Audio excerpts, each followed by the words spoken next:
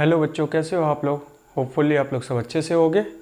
आज के क्लास में बच्चों हम लोग एटम जो हमारे क्लास 12th का सिलेबस है फिज़िक्स का, उसकी स्टडी करने वाले हैं। एटॉमिक फिज़िक्स पढ़ने के दौरान हम लोग देखेंगे कि कैसे हमारे एटम्स की थ्योरी को डेवलप किया गया टाइम बाय टाइम। तो सबसे पहले हम टाइमलाइन देख लेते हैं कि किस तरीके से एग्जिस्ट समझ लेते हैं कि किस तरीके से एटम की डिस्कवरी करी गई और किस तरीके से डिफरेंट डिफरेंट कॉन्सेप्ट्स एटम से रिलेटेड आए।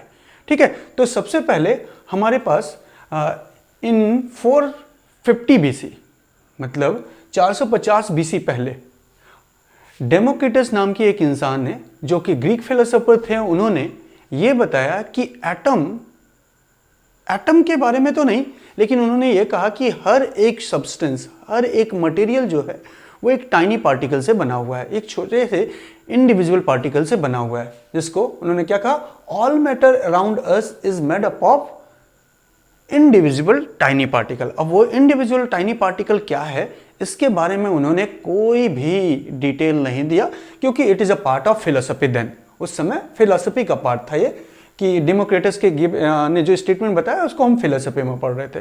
उसके बाद जब साइंस डेवलप हुआ, तो साइंस के डेवलपमेंट में एटम के रिगार्ड सबसे पहले थ्योरी 1803 में जॉन डाल्टन ने दी। जॉन डाल्टन ने सेम वही स्टेटमेंट बताया जिस स्टेटमेंट को डेमोक्रिटस ने कहा था।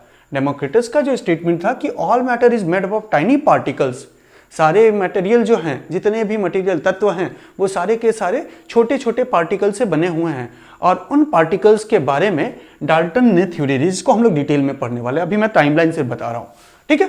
देयर आफ्टर डाल्टन की थ्योरी के बाद, जो कि एटॉमिक थ्योरी डाल्टन की हम लोगों ने जानी, डाल्टन ने अपनी एटॉमिक थ्योरी में यह बताया कि ये जो इंडिविजुअल टाइनी पार्टिकल्स है, ये इंडिविजुअल टाइनी पार्टिकल जिसको डेमोक्रिटस ने कहा है, वही हमारे आगे चलने के बाद हम लोगों ने एटम्स के बारे में जानना शुरू किया। ठीक है, तो जॉन डाल्टन ने 1803 में अपनी एक एटॉमिक थ्योरी दी, और उसमें वो इंडिविजुअल पार्टिकल को क्या बता दिया, एटम। और हम इसी एटम्स के बारे में पढ़ने वाले हैं अपने चैप्टर्स में। ठीक है, साथ में हम ये भी जानेंगे कि डाल्टन ने अपनी थ्योरी में और भी क्या कही। इस चीज को हम लोग डिटेल में स्टडी करने वाले हैं, ये जॉन डाल्टन की एटॉमिक थ्योरी के बारे में। देयर आफ्टर 1839 में माइकल फैराडे, जिन्होंने लॉ ऑफ इलेक्ट्रोलाइसिस भी दिया कि किस तरह से हम इलेक्ट्रोलाइसिस कर सकते हैं, इसको लेके उन्होंने लॉ भी दिया। उन्होंने 1839 में यह बात बताया कि स्ट्रक्चर ऑफ एटम ना, एटम का जो स्ट्रक्चर है, कहीं ना कहीं उसका रिलेशन इलेक्ट्रिसिटी से है। मतलब एटम को हम कहीं ना कहीं, स्ट्रक्चर ऑफ एटम को हम किससे रिलेट कर सकते हैं, is somehow related to electricity.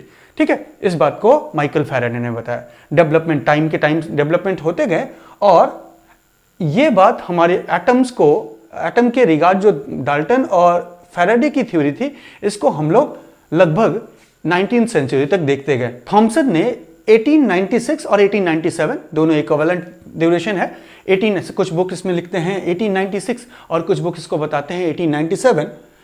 Joseph Thompson ने कैथोड रे एक्सपेरिमेंट्स परफॉर्म किए, कैथोड डिस्चार्ज ट्यूब के थ्रू एक्सपेरिमेंट परफॉर्म करे, और डिटेल स्टडी करने के बाद उन्होंने बताया कि ये कैथोड रे, जो कैथोड डिस्चार्ज ट्यूब से कैथोड रे जो एमिट हो रहा है, ये कैथोड रे हमारे पास, कैथोड रे का नेचर कैसा है, पॉजिटिव नेचर है, सॉरी नेगेटिव नेचर है।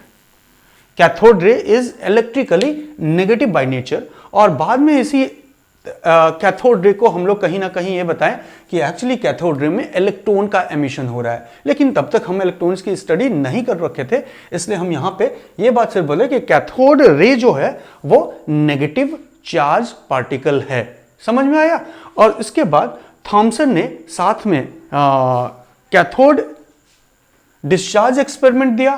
कैथोड डिस्चार्ज एक्सपेरिमेंट देने के बाद उन्होंने प्लम्स पुडिंग मॉडल भी दी, जिसको हम लोग डिटेल में पढ़ने वाले हैं, थॉमसन के मॉडल को। और साथ में जोसेफ थॉमसन ने एक और थ्योरी दी, और वो थ्योरी थी स्पेसिफिक चार्ज ऑफ इलेक्ट्रॉन्स।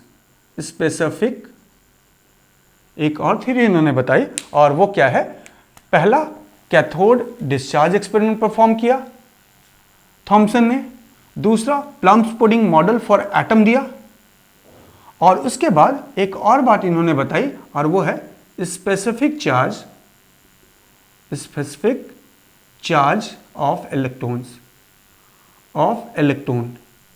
जिसको स्पेसिफिक चार्ज ऑफ इलेक्ट्रॉन इन्होंने बताया, मैं यहां नोट कर रहा हूं, specific charge of electron 1.76 into 10⁸ coulomb per gram. तो थॉमसन ने एक्सपेरिमेंट्स एटम को लेके बहुत रेवोल्यूशनरी एक्सपेरिमेंट परफॉर्म किए, कई बातों को उन्होंने बताया। सबसे पहले उन्होंने कैथोड रे के बारे में डिटेल दी, साथ में उन्होंने एटम्स के रिगार्ड प्लम्स पुडिंग मॉडल दिया जिसको पढ़ने वाले हैं हम, और साथ में स्पेसिफिक चार्ज ऑफ इलेक्ट्रॉन भी बताया कि इलेक्ट्रॉन के ऊपर जो स्पेसिफिक चार्ज होगा, स्पेसिफिक चार्ज का मतलब यहाँ पे अगर यूनिट देखा जाए तो स्पेसिफिक चार्ज की यूनिट क्या है, कूलम और साथ में पर ग्राम। तो इस हिसाब से स्पेसिफिक चार्ज का मतलब है charge of electron upon mass of electron, ratio of charge upon mass. इसको मैं यहां नोट कर दे रहा हूं, what is this specific charge. Specific charge क्या है बच्चों, charge of electron upon mass of electron का रेशियो। इसको उन्होंने कितना बताया, कैलकुलेट करके एक्सपेरिमेंट परफॉर्म करके 1.76 इंटू 10⁸ कूलम पर ग्राम। ये बात थॉमसन ने अपने एक्सपेरिमेंट्स के थ्रू बताए। देयर आफ्टर सेम ड्यूरेशन में 1909 में दो एक्सपेरिमेंट्स परफॉर्म किए गए, एक रदरफोर्ड के द्वारा और दूसरा मिल्टन के द्वारा। मिल्टन ने अपने एक्सपेरिमेंट्स में चार्ज ऑफ इलेक्ट्रॉन और मास ऑफ इलेक्ट्रॉन को कैलकुलेट किया। चार्ज ऑफ इलेक्ट्रॉन और मास ऑफ इलेक्ट्रॉन को कैलकुलेट किया, और चार्ज और मास ऑफ इलेक्ट्रॉन के लिए मिल्टन ने ऑयल ड्रॉप एक्सपेरिमेंट परफॉर्म किया, जिसको भी हम पीछे पढ़ चुके हैं, ऑयल ड्रॉप एक्सपेरिमेंट्स। ठीक है, ऑयल ड्रॉप एक्सपेरिमेंट करके चार्ज ऑफ इलेक्ट्रॉन और मास ऑफ इलेक्ट्रॉन को कैलकुलेट किया। और चार्ज ऑफ इलेक्ट्रॉन हम लोग को मालूम है 1.6 इंटू 10⁻⁻19 कूलम, और mass of electron is 9.1 into 10⁻31 kg। तो ये हमारे रॉबर्ट मिल्टन्स ने 1909 में, जो कि अमेरिकन फिजिक्स थे, उन्होंने एक्सपेरिमेंट, ऑयल ड्रॉप एक्सपेरिमेंट के थ्रू चार्ज ऑफ इलेक्ट्रॉन और मास ऑफ इलेक्ट्रॉन को बताया। सेम ड्यूरेशन में 1909 में ही न्यूजीलैंड के एक साइंटिस्ट जिनका नाम रदरफोर्ड था, उन्होंने एक्सपेरिमेंट्स परफॉर्म किए, और वो एक्सपेरिमेंट क्या कहा गया, न्यूक्लियर थ्योरी प्रोवाइड करी, न्यूक्लियर थ्योरी। और इन्होंने जो एक्सपेरिमेंट किया था रदरफोर्ड ने, उस एक्सपेरिमेंट को हम लोग अल्फा पार्टिकल स्कैटरिंग एक्सपेरिमेंट भी कहते हैं। अल्फा पार्टिकल एक्सपेरिमेंट्स के नाम से भी जानते हैं। और हमको ये रदरफोर्ड की जो एक्सपेरिमेंट उन्होंने अल्फा पार्टिकल को लेके किया था न्यूक्लियर थ्योरी प्रोवाइड करने के लिए, इसको भी हमें डिटेल में पढ़ना है। ठीक है, उसके बाद फिर 1911 में नील बोहर्स, जो कि डेनिश फिजिस्ट थे, उन्होंने ऑर्बिटल मॉडल बताया, और ये बताया कि हमारे पास अगर थोड़ा सा और मैं डिटेल यहाँ बताऊं तो रदरफोर्ड ने जो थ्योरी दी, वो थ्योरी थोड़ी थॉमसन से अलग थी। थॉमसन की थ्योरी में जो उन्होंने plums pudding model of atom दिया, उस मॉडल में उन्होंने कहीं भी कोई न्यूक्लियस के बारे में डिस्कस नहीं करा था। ठीक है, थॉमसन के स्टूडेंट रदरफोर्ड थे। रदरफोर्ड ने अपने टीचर्स के जो एक्सपेरिमेंट है उसको और भी ज़्यादा क्रेडिट देने के लिए, और भी ज़्यादा डिटेल में पढ़ने के लिए, उन्हीं के एक्सपेरिमेंट्स को जब फर्दर स्टडी करा तो उन्होंने उस एक्सपेरिमेंट्स में गलतियां पाई, और उस गलतियों को उन्होंने ये बताया कि थॉमसन का जो मॉडल है उसको न्यूक्लियस, जिसके अंदर न्यूक्लियस के बारे में डिस्कस नहीं किया गया है, एक्चुअली एटम के अंदर न्यूक्लियस एग्जिस्ट करता है, जिसके कारण ही रदरफोर्ड की थ्योरी को हम क्या कहते हैं, न्यूक्लियर थ्योरी, मींस न्यूक्लियस वाली थ्योरी। ठीक है, जिसके लिए उन्होंने क्या किया था, alpha particle scattering experiment perform किया था, जिसको डिटेल में भी हम लोग पढ़ेंगे, गोल्ड फॉयल एक्सपेरिमेंट के नाम से भी जानते हैं। ठीक है, अब न्यूक्लियर थ्योरी की कुछ ना कुछ डिसएडवांटेज थी, जिसको अभी हम पढ़ते के दौरान जानेंगे, और उस डिसएडवांटेज को ओवरकम करने के लिए नील बोहर्स ने 1911 में ऑर्बिटल मॉडल बताया। मींस इलेक्ट्रॉन एक फिक्स ऑर्बिट में न्यूक्लियस के चारों तरफ मूव कर रहे हैं, और वो कैसे मूव कर रहे हैं उसके बारे में कुछ पॉइंट्स इन्होंने बताई। एंड देयर आफ्टर 1925 और 24 में लुइस डी ब्रॉगली और स्कॉडिंजर ने मिलकर यह बताया, वेव मैकेनिकल मॉडल दिया। और इस वेव मैकेनिकल मॉडल में लुइस डी ब्रॉगली और स्कॉडिंजर ने यह बताया कि electron have dual nature. Electron have dual nature. Electron का नेचर कैसा है बच्चों? डुअल नेचर है। मीन्स कभी इलेक्ट्रॉन को हम चाहे तो पार्टिकल के जैसा और इलेक्ट्रॉन को हम चाहें तो वेव्स के जैसा ट्रीट कर सकते हैं।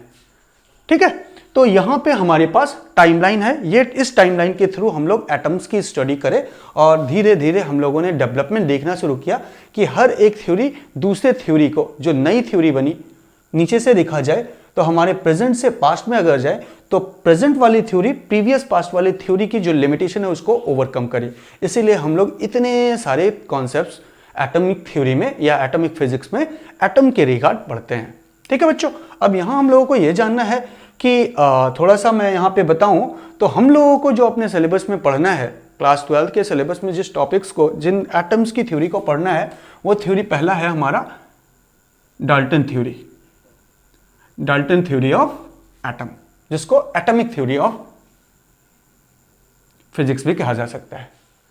उसके बाद जो दूसरा हम लोग को पढ़ना है वो है Thompson model of atom, that is plums pudding model, ये पढ़ना है। एंड देयर आफ्टर हम लोग पढ़ेंगे रदरफोर्ड मॉडल, और रदरफोर्ड मॉडल के बाद बोहर्स मॉडल, और बोहर्स मॉडल के बाद लुइस डी ब्रॉगली और स्कॉडिंजर के मॉडल को जानेंगे। अब यहां थोड़ा एक और चीज हम यहां डिटेल बता लें कि ये डेमोक्रिटस ने जो थ्योरी दी थी तो वो तो फिलोसफी का बात था, तो इसको हम साइंस के कॉन्सेप्ट में इसको ना कंसीडर करें तो ज़्यादा बेहतर है। तो डेमोक्रिटस की थ्योरी को हटा दिया जाए तो यहाँ जितनी भी थ्योरी हम लोगों ने लिख रखी है उसमें डाल्टन की थ्योरी, माइकल फैराडे की थ्योरी और जोसेफ थॉमसन की थ्योरी तक हम लोगों ने अपनी कहानी को particle natures, means atom, electrons, इन सारी चीज़ों को पार्टिकल नेचर्स कंसीडर करके पढ़े। मतलब हमारी ये जो थ्योरी है, डाल्टन की थ्योरी, माइकल फैराडे की थ्योरी और जोसेफ थॉमसन की थ्योरी जो है, ये किस पे बेस्ड है? पार्टिकल नेचर पे, पार्टिकल नेचर पे बेस्ड है। ठीक है, मीन्स यहां हम पार्टिकल नेचर पे बेस्ड है तो यहां जो एनर्जी एसोसिएट होगी, that energy is actually mechanical energy होगी। मैकेनिकल एनर्जी एसोसिएट होगी, मीन्स एनर्जी को हम लोग काइनेटिक एनर्जी और पोटेंशियल एनर्जीज के टर्म्स में पढ़े हैं। ठीक है, रदरफोर्ड की थ्योरी को भी हम लोगों ने पार्टिकल फिजिक्स में ही इंक्लूड किया, पार्टिकल थ्योरी ऑफ फिजिक्स में ही इंक्लूड किया। तो जॉन डाल्टन, थॉमसन और रदरफोर्ड, किसको किसको? थॉमसन की थ्योरी, रदरफोर्ड की थ्योरी और जॉन डाल्टन की थ्योरी हमारी किसके अंदर आई? पार्टिकल नेचर ऑफ एनर्जी के। ठीक है, पार्टिकल नेचर ऑफ, ये कह सकते हो पार्टिकल नेचर ऑफ लाइट भी कहा जा सकता है, क्योंकि हम लोगों ने लाइट की स्टडी कर ली है और लाइट के डुअल नेचर देखिए, एक जिसमें हम ये बात कह रहे हैं कि light travel in straight line, that is particle nature, और एक जगह पे हम लोगों ने कहा light travel in the form of waves, that is wave nature.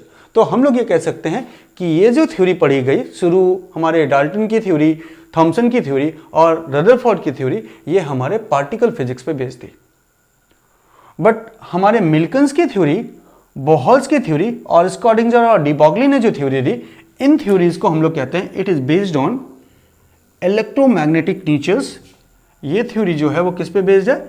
Electromagnetic natures, that is wave natures पे, वेव नेचर पे ये थ्योरी बेस्ड है। Wave nature and quantum principle, quantum theory. तो ऊपर के कुछ कॉन्सेप्ट्स हमारे पार्टिकल थ्योरी पे बेस्ड हैं और नीचे के कुछ कॉन्सेप्ट मीन्स बोहल्स, डी ब्रॉगली और स्कॉडिंजर के जो कॉन्सेप्ट्स हैं एटम को लेके, वो wave nature of light and quantum theory पे बेस्ड हैं।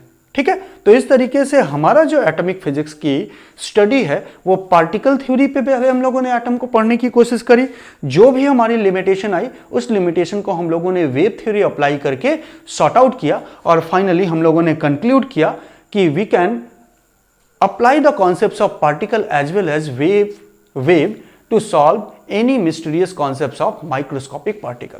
ठीक है बच्चों, तो ये हमारे पास टाइमलाइन ऑफ एटॉमिक फिजिक्स है, और टाइमलाइन में हम लोगों ने ये डिफरेंट टाइप्स के एक्सपेरिमेंट्स देखे। इन सारे एक्सपेरिमेंट्स को हम उस हिसाब से स्टडी करेंगे। अब हम लोगों को अपने सिलेबस में जॉन डाल्टन की theory, atomic theory of physics और एटॉमिक थ्योरी पढ़नी है, साथ में थॉमसन मॉडल पढ़ना है, रदरफोर्ड मॉडल पढ़ना है, और नील बोहर्स के मॉडल ऑफ हाइड्रोजन एटम को पढ़ना है। तो इनको हम डिटेल में पढ़ने वाले हैं। तो अब हम नेक्स्ट टॉपिक जो पढ़ेंगे वो क्या है, theory given by atomic theory given by John Dalton. ठीक है बच्चों।